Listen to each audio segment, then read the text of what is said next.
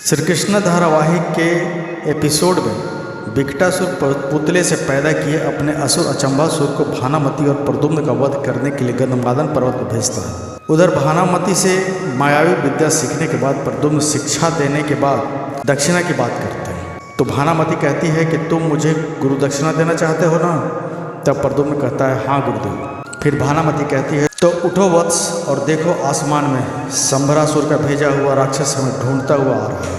तुम मेरी दी हुई शिक्षा से उस राक्षस का वध कर दो, यही मेरी गुरु दक्षिणा होगी। तभी वह राक्षस अचंभासुर जिसे विकटासुर ने भेजा था उन दोनों को देख लेता है। अचंभासुर उन्हें देखकर कहता है अच्छा तो तुम वहाँ हो, अब मैं तुम्हें असुरेश्वर के पास ले जाऊंगा। यह देखकर प्रद्युम्न अपनी माया से एक धनुष और बाण प्राप्त करता है और फिर उसे बाण मारने का प्रयास करता है तो वह असुर अपनी माया से अदृश्य होकर जोर जोर से हंसने लगता है। वह असुर भी अदृश्य होकर अस्त्र शस्त्र चलाता है। अंत में भानामती कहती है कि किसी मायावी से मायावी युद्ध ही करना चाहिए, तुम उसकी माया को नष्ट कर दो, फिर वह तुम्हारे सामने आ जाएगा। फिर जैसे ही वह दिखाई देने लगता है तो भानामती कहती है अब समय मत गवाओ और इसी वक्त इसका वध कर दो, वरना संभरासुर के कई मायावी यहाँ आ जाएंगे। तब प्रद्युम्न अपने तीर से अचंभासुर का एक हाथ काट देता है, परंतु वह फिर जुड़ जाता है। फिर वह गर्दन काट देता है तो गर्दन भी फिर से जुड़ जाती है। फिर तलवार के 2 टुकड़े कर देता है तो वह असुर कहता है कि मैंने कहा था ना कि मेरा कोई वध नहीं कर सकता, मुझे कोई मिटा नहीं सकता। यह कहकर वह दानव अदृश्य हो जाता है। तो भानामती घबराकर श्री कृष्ण से प्रार्थना करती है कि हे प्रभु, इस संकट में मेरे प्रद्युम्न की रक्षा करो। तब श्री कृष्ण कहते हैं कि भानामती, विकटासुर ने अचंभासुर का निर्माण किया। उसने एक मिट्टी की मूर्त बनाकर उस मूर्त अचंभासुर के प्राणों की प्रस्थापना की है। तुम्हें उस मूर्ति को नष्ट करना होगा। जिस पल तुम उस मूर्ति को नष्ट कर दोगे उसी पल प्रद्युम्न अचंभासुर का वध करने में सफल हो जाएगा। यह सुनकर भानामती अपने सूक्ष्म शरीर से वहाँ से चली जाती है और इधर प्रद्युम्न अचंभासुर से लड़ता रहता है, बचता रहता है। उधर भानामती विकटासुर के द्वारा स्थापित पुतले को ढूंढते हुए उसके पास पहुंच जाती है और फिर अपनी माया से उस पुतले को नष्ट कर देती है। जैसे ही वह पुतला नष्ट करती है उधर प्रद्युम्न भी अचंभासुर का वध कर देता है। फिर भानामती पुनः अपने स्थान पर लौट आती है। जब यह घटना विकटासुर को पता चलती है तो वह कहता है भानामती,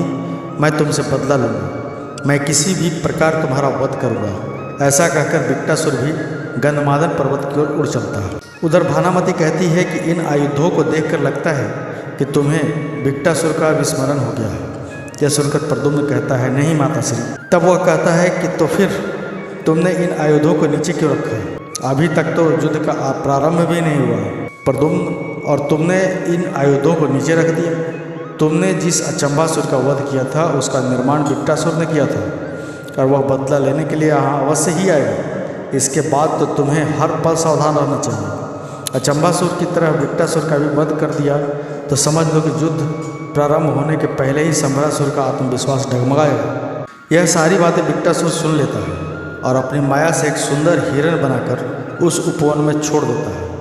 उसे देखकर भानामती और प्रद्युम्न दोनों ही प्रफुल्लित हो जाते हैं। तब प्रद्युम्न उस हिरण को अपने तीर से मार देता है तो भानामती कहती है ठहरो, इसे मैं लेकर आती हूँ। जब भानामती वहाँ से चली जाती है तो विकटासुर अपनी माया से भानामती बनकर हाथ में मृत हिरण लेकर प्रद्युम्न के पास पहुंच जाता है। तब प्रद्युम्न कहता है माता श्री आप अति शीघ्र आ गए। तब भानामती बना विकटासुर कहता है कि हाँ पुत्र प्रद्युम्न, तुम कुछ कार्य ऐसे होते हैं जो अति शीघ्र पूरे किए जाते हैं। यदि मैं इस हिरण को अति शीघ्र उठाकर नहीं लाती तो अन्य वन पशु इसे ले जाते हैं। अब मैं इसका स्वादिष्ट भोजन बनाकर तुम्हें खिलाऊंगा, लो इसे जाकर रख दो। प्रद्युम्न वह हिरण हाथ में ले लेता है। तभी वहाँ पीछे से असली भानामती हिरण लेकर आती है तो वह यह दृश्य देखकर अचंभित हो जाती है। वह जोर से चीखती है प्रद्युम्न। यह देखकर प्रद्युम्न भी अचंभित हो जाता है। तभी नकली भानामती असली भानामती पर अपने मायावी अस्त्र का प्रहार करती है। तत्काल भानामती भी अस्त्र का प्रहार करके उसे विफल कर देती है। प्रद्युम्न को समझ में नहीं आता है कि कौन असली है। तभी विकटासुर अपने असली रूप में आकर वहाँ से भागकर आकाश में स्थित हो जाता है। प्रद्युम्न के हाथ में रखा मायावी हिरण सर्प में बदलकर प्रद्युम्न को जकड़ लेता है। यह देखकर भानामती घबरा जाती है। फिर विकटासुर अपनी माया से सर्प में जकड़े प्रद्युम्न को आसमान में खींच लेता है। तब भानामती कहती है प्रद्युम्न, अपनी मायावी विद्या का प्रयोग करके विकटासुर का प्रतिकार करो।